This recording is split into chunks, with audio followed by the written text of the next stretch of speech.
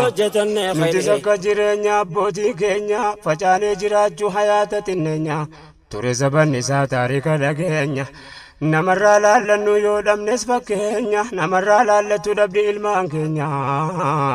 erga karaan keenya ita'e fageenya obbolummaa gadhaa banna jittuu keenya sana booda mi'oofti lazzaan jireenya qalbii haqa barbaaddu kottumee wal keenya harka dur wal gadhiifte walirra keenya yaabboleewwan jennee waamne wal dhageenya millaana beekenya deemsa karaa isaanii bifadli rifqigaa yaa qaahira alkawni ربي سألناك لا فوز في الدارين بفضل رفقك